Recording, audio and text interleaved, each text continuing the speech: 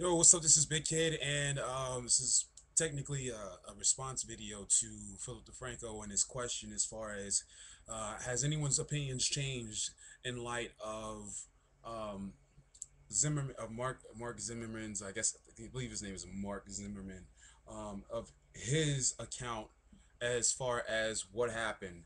And honestly, I knew from the beginning that the guy was pretty much guilty.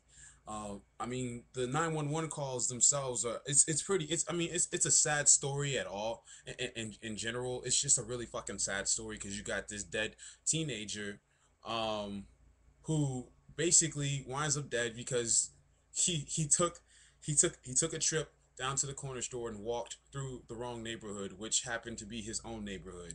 Um, that's a fucking sad story, you know, that you're so used to hearing stories about, yeah, we're all used to hearing stories about kids in the hood getting shot, drive-bys and whatnot while walking through their own neighborhood, but usually it's because they live in the hood.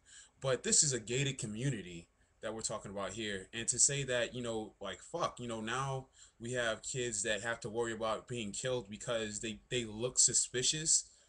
That, I mean, that itself is fucked up. And what's even more fucked up is people who are defending Zimmerman. That they're coming up with all of they're coming up with every fucking excuse in the book that, well, Trayvon wasn't a saint, that he was in a gang, and he smoked weed. And I'm sitting up thinking, so you're telling me that because he was in a gang and he smoked weed, automatically he is the assailant here? That's your argument, that he, of course, was totally up to no good with his Skittles and soda pop. He was going out there to he didn't pay for that Skittles or soda pop. He jacked somebody for that shit. That's your fucking mindset.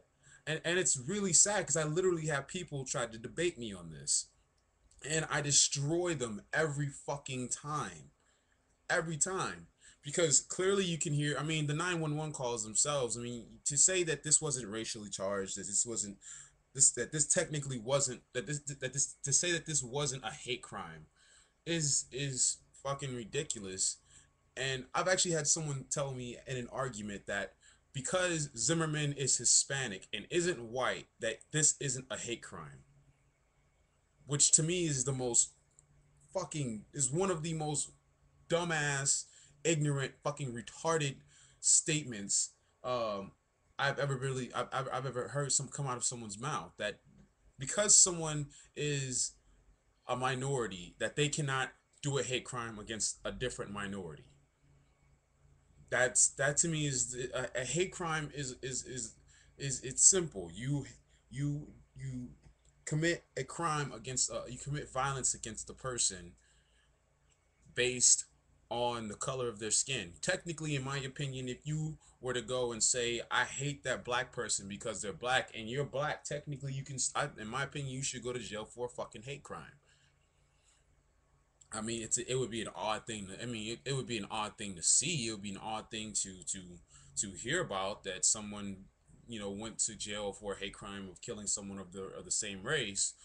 But if they did it, then they fucking did it. There's no, oh, well, it doesn't count because they're a minority too.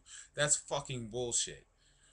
And then on top of that, I have people telling me, well, Trayvon attacked him, and um he attacked him and he was bashing his head in. And my question is if you got your fucking your head bashed in and you got the shit beat out of you, why aren't you yelling for help? Why is the other person yelling for help?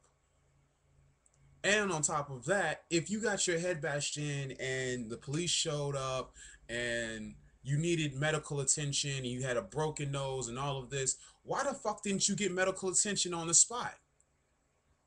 In any other situation where I mean, especially when someone winds up dead, why isn't and there's a survivor from a situation, why, if that survivor doesn't get any medical attention, then apparently there's nothing wrong with them.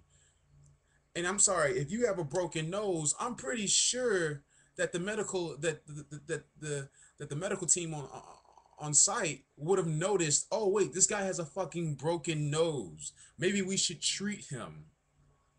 Instead, you're going to the hospital a day or two later.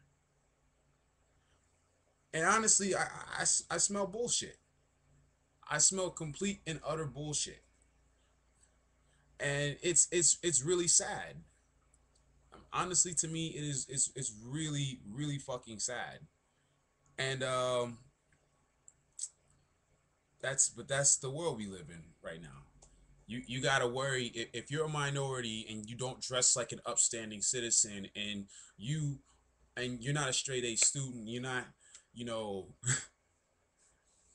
you're not the best. You're not the best of characters. If someone commits a crime against you, they can get away with it, just because you're a minority. That to me is it's sad.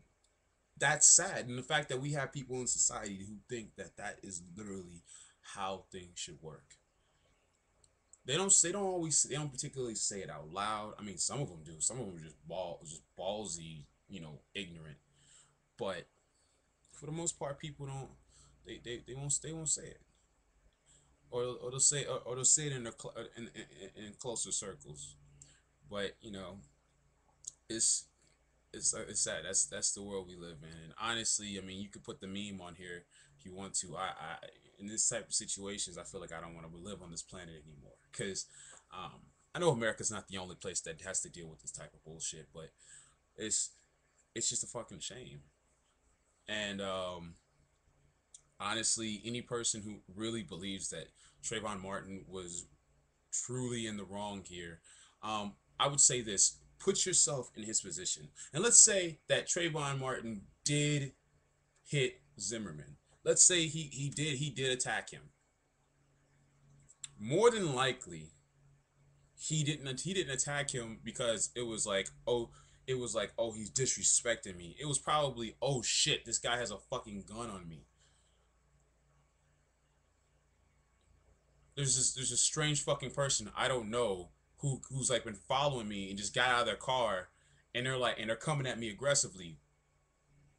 I don't care. I mean, there's either fight or flight, and I'm willing to bet more than likely Zimmerman had the gun drawn, or at least it was visible.